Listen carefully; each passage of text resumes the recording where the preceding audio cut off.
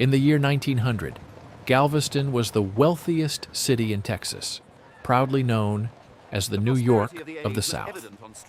It was a booming island metropolis filled with grand Victorian mansions and thriving businesses. But this empire of wealth was built on a fragile, low-lying sandbar, barely above sea level. The city's arrogant elites believed that no storm could ever destroy their modern paradise. In early September, expert meteorologists in Cuba warned that a monstrous hurricane was heading straight for the island. But the arrogant American Weather Bureau completely ignored the warnings, claiming the storm would curve away. They were dead wrong. On the morning of September 8th, the sky turned a bruised, terrifying purple. The wind began to howl, rapidly accelerating to over 140 miles per hour. Without a seawall to protect it, the island was entirely defenseless. A catastrophic 15-foot storm surge rose from the Gulf of Mexico, completely submerging the city. The terrifying wall of dark ocean water slammed into the island with the force of exploding dynamite. Heavy wooden mansions were instantly ripped from their foundations and smashed into splinters.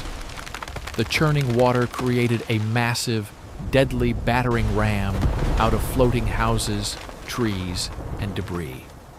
This 2-story high wall of wreckage acted like a meat grinder, crushing everything in its path. Desperate families climbed onto their roofs, only to be swept away into the raging, dark ocean. The wind shrieked so loudly that the sound of collapsing buildings couldn't even be heard. By the next morning, the wealthy jewel of Texas was reduced to a flattened, muddy wasteland. Over 8,000 men, women, and children lost their lives in the deadliest natural disaster in American history. The sheer scale of destruction was absolutely apocalyptic. But from this horrific tragedy came one of the greatest engineering miracles of the 20th century.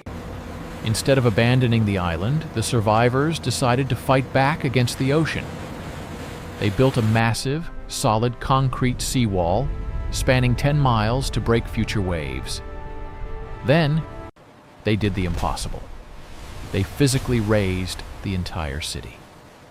Using hand-turned jacks, workers lifted over 2,000 surviving buildings high into the air. They pumped millions of tons of sand from the ocean floor underneath the structures, raising the island's elevation by 17 feet. Galveston survived, standing today as a fortress against the sea. A dark reminder of the deadly cost of human arrogance and the incredible power of resilience.